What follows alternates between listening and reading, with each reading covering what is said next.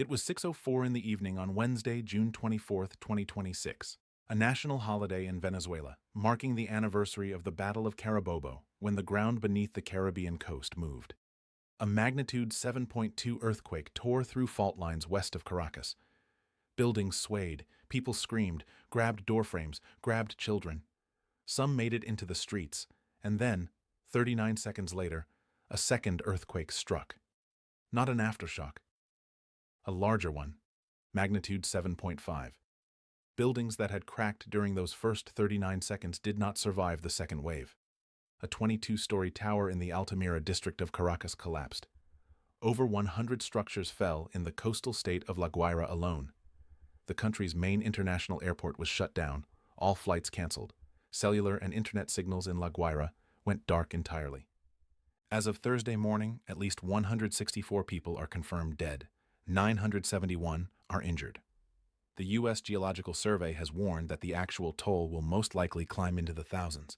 This is the story of a doublet earthquake, one of the rarest seismic events on Earth, and why Venezuela, in the space of 39 seconds, experienced something that breaks almost every rule seismologists use to predict how earthquakes behave. To understand what happened Wednesday night, you have to understand what Venezuela sits on top of. The northern coast of the country runs directly along one of the most geologically complex plate boundaries in the entire Western Hemisphere. Beneath the surface, the Caribbean tectonic plate is grinding eastward against the South American plate at roughly 20 millimeters per year. Slower than a fingernail grows, but relentless, and it has been doing this for millions of years. The result is a 1,300-kilometer network of fault lines running east-west along Venezuela's northern interior, known collectively as the Bocanó-Morón-El Pilar fault system. These are strike-slip faults. That distinction matters. Unlike the subduction zones that push ocean floor beneath continents and generate tsunamis, these faults move horizontally, two massive sections of crust sliding past each other in opposite directions. The motion is lateral. It doesn't lift the ocean floor. What it does, when it finally releases centuries of stored pressure, is shake everything above it sideways, and sideways shaking is what destroys buildings. Venezuela knows this history in the worst possible way. In 1812, an earthquake struck during Holy Thursday Mass in Caracas and Mérida. An estimated 30,000 people were killed, a death toll that represented roughly 1/10 of Venezuela's entire population at the time. In 1967, a magnitude 6.5 earthquake near the capital killed approximately 240 people and brought down several high-rise buildings in central Caracas. Both occurred on the same fault system. Both were significantly smaller than what just happened. Today, Caracas is home to more than 3 million people. It sits in a mountain-ringed valley that amplifies seismic waves. And in La Guaira, 19 miles north of the capital, hundreds of thousands live in buildings on soft coastal sediment, the kind that amplifies ground motion and prolongs shaking in structures above it. At 6:04 p.m. local time, the USGS recorded a magnitude 7.2 earthquake east-northeast of the town of San Felipe in the state of Yaracuy. The hypocenter sat approximately 22 kilometers below the surface, shallow enough that the energy radiated upward with very little absorption before reaching the ground. Buildings in Caracas, 100 miles to the east, began swaying within seconds. One resident described the ground as rolling. Another heard the building's structural joints shifting before he felt the shaking itself. Some ran into the streets, others received an automatic earthquake alert on their phones, enough time to understand what was coming, not enough to act. Then, 39 seconds later, the USGS registered a second event, magnitude 7.5, epicenter near the town of Umare, just 5 kilometers from the first. The two epicenters were roughly 3 miles apart, close enough that seismic waves from both events overlapped across the entire affected region. The USGS used a specific term to classify what had happened: doublet. Two separate earthquakes on distinct fault segments, with different rupture geometries, and critically, the second was more powerful than the first. That specific detail is what separates a doublet from every other kind of seismic sequence. And it is what turned 39 seconds into the most destructive interval Venezuela has experienced in over a century. In the Altamira district of eastern Caracas, a 22-story building came down. Emergency workers spent the night climbing through the debris, calling out names, stopping to listen for any response. In the adjacent Los Palos Grandes neighborhood, relatives gathered on the perimeter of restricted zones, kept back because structures still standing were assessed as risks of secondary collapse. waiting for news from teams operating inside. The coastal state of La Guaira was declared a disaster zone. Over 100 buildings collapsed there, according to a United Nations humanitarian agency. Cellular and internet infrastructure failed entirely. Families of the 7.7 million Venezuelans living abroad could not reach anyone inside La Guaira for hours. The scale of the damage extended far beyond Caracas. Buildings collapsed in the states of Trujillo, Carabobo, Aragua, and Miranda.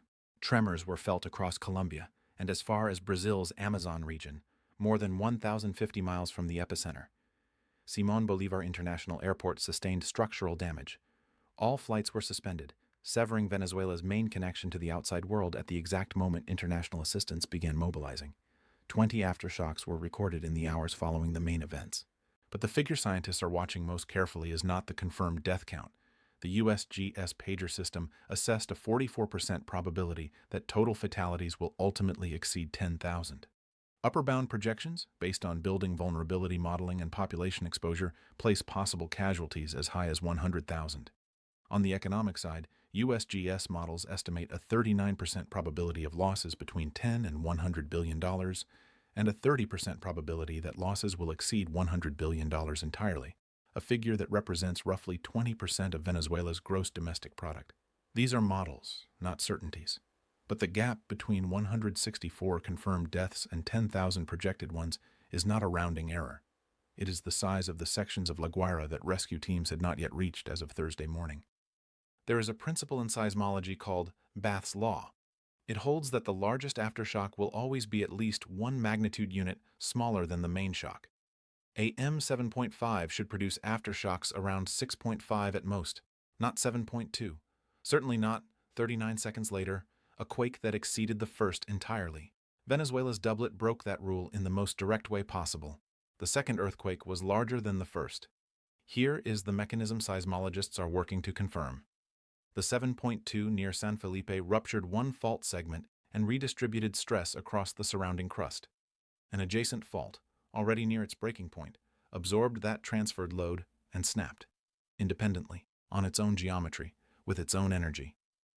That second rupture near Umare likely originated from a different fault entirely. USGS data suggests distinct rupture styles, consistent with the multi-strand architecture of the fault system. What made it deadly was the sequence. Buildings compromised in the first 39 seconds. Walls cracked, joints stressed, were still standing when the larger second wave arrived. The first event did not need to cause collapse. It only needed to weaken. In sediment neighborhoods like Altamira and La Guaira, the weakening happened fast. The 39 seconds between the two events is not a relief. It is the mechanism of the disaster. Maria Alejandra was inside her apartment in Caracas when the ground moved. She described walls cracking while she was getting dressed. She forced open a jammed door and stepped into a hallway filled with dust so thick she could not see. When she reached the street and looked back at her building, she described the scene as something out of a horror movie. She said she watched her neighbors climbing over rubble to reach the sidewalk. From that building, she said, she only saw one family make it out. Luis Alejandro Ruiz Garcia, 25, received a Google earthquake alert a fraction of a second before the first tremors reached him. Enough time to read the notification, not enough to move.